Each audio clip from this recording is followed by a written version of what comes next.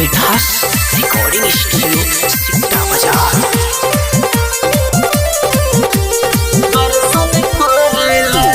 पियावा रहे मगन माथे चंदन करेला, चंदन रगड़ेला।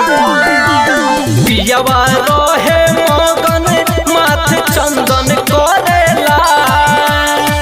भोले बाबा के रोज दर्शन करेला। सखी हो भोले बाबा के रोज दर्शन करेला। रोज दर्शन करेला भोले बाबा के। मिक्स बाय मिठू मिठास 8101212816। भोले बाबा के रोज दर्शन करेला। झोली में भांग धतूरी रखल बसाखी, जलवा चढ़ावे में मगरूर रहेला साखी।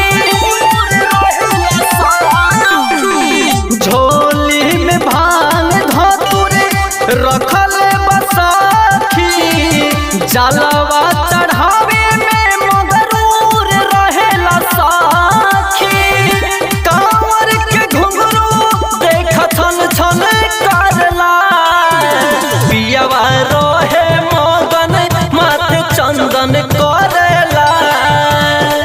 भोले बाबा के रोज दर्शन करेला। सखी हो भोले बाबा के रोज दर्शन करेला। रोज दर्शन करेला भोले बाबा के रोज दर्शन करेला।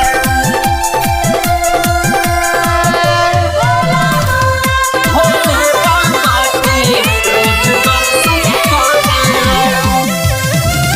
राइटर राज किशोर कांवर सजावेल बेसी, जल चढ़ावे जई है आज परशुराम परदेसी।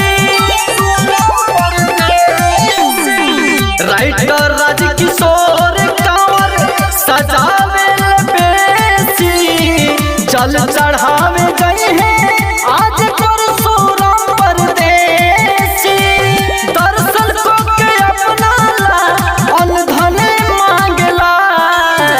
पियावा रहे मगन माथे चंदन करेला।